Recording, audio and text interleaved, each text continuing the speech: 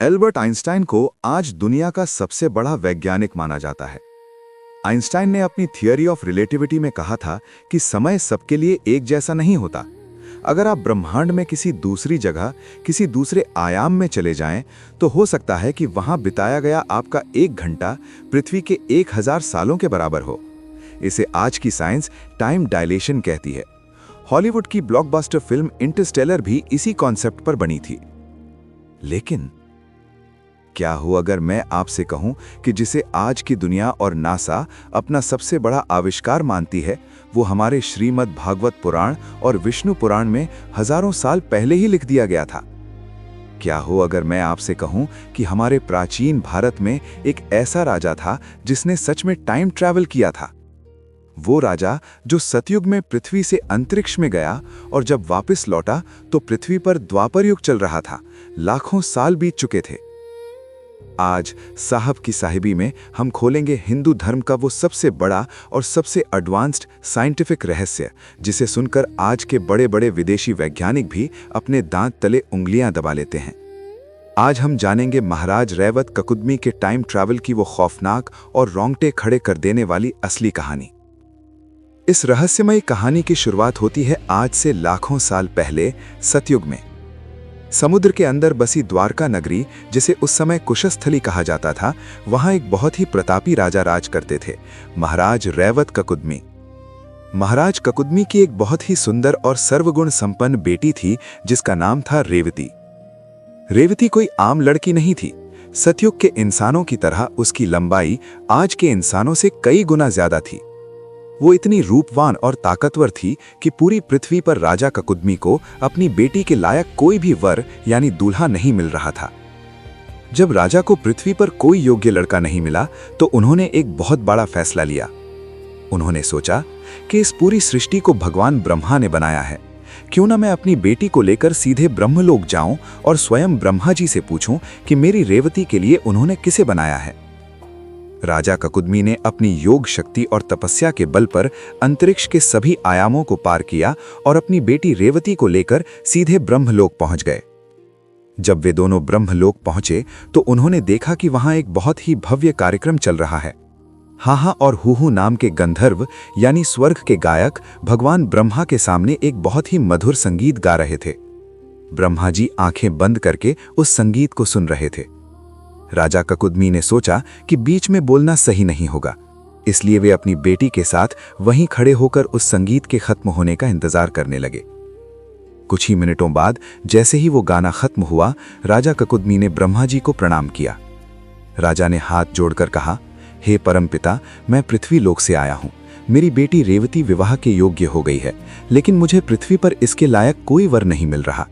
मैंने कुछ राजाओं की एक लिस्ट बनाई है, कृपया मुझे बताएं कि इनमें से कौन सा वर मेरी बेटी के लिए सही रहेगा। ये सुनकर ब्रह्मा जी जोर जोर से हंसने लगे। उनकी उस हंसी में एक बहुत ही भयानक और गहरा रहस्य छिपा था।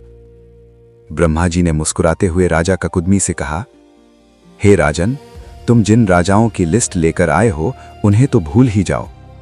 तुमने यहाँ ब्रह्मलोक में वो गंधर्वों का गाना सुनने में जो 15-20 मिनट का समय बिताया है, क्या तुम्हें पता है कि उतनी देर में पृथ्वी पर क्या हो चुका है?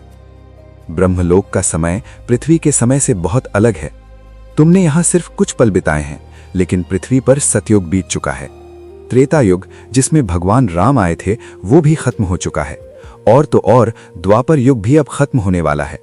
तुम्हारी पृथ्वी पर 10 करोड़ 80 लाख साल बीत चुके हैं राजन।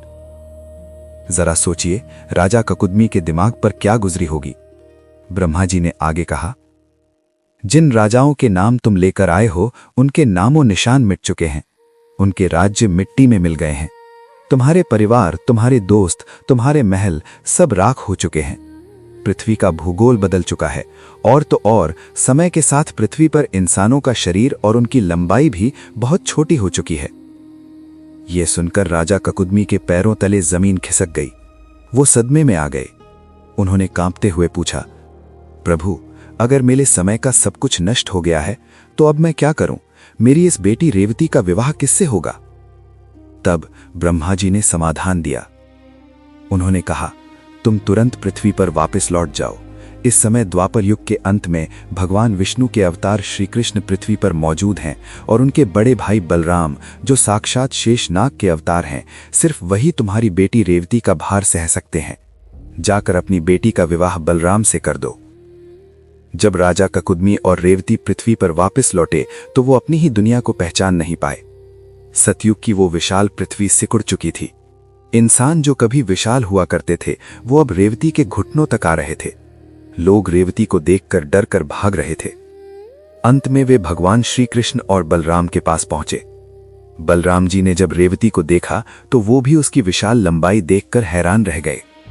तब बलराम जी ने अपना हल उठाया और उसे रेवती के सर पर रखकर नीचे की तरफ दबाया।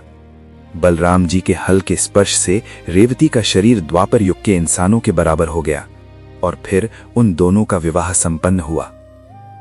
दोस्तों, विदेशी वैज्ञानिक आज थ्योरी ऑफ रिलेटिविटी और मल्टीवर्स पर रिसर्च करके खुद को महान समझते हैं, लेकिन हमारे महर्षि वेदव्यास ने आज से 5000 साल पहले ही श्रीमद् भागवत पुराण के 9वें स्कंध में यह साफ लिख दिया था कि समय यानी टाइम कोई सीधी रेखा नहीं है।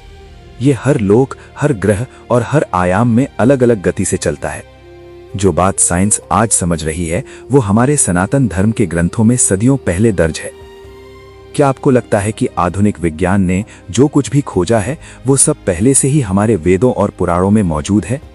कमेंट बॉक्स में जय सनातन धर्म या अपने विचार जरूर लिखें। अगर आपको टाइम ट्रैवल का ये असली और रोंगटे खड़े कर देने वाला रहस्य पसंद आया हो तो इस वीडियो को हर हिंदुस्तानी के साथ शेयर करें और धर्म और विज्ञान के ऐसे ही गहरे रहस्यों को डिकोड करने के लिए साहब की साहिबी को अभी सब्सक्राइब करें। जय श्री कृष्ण।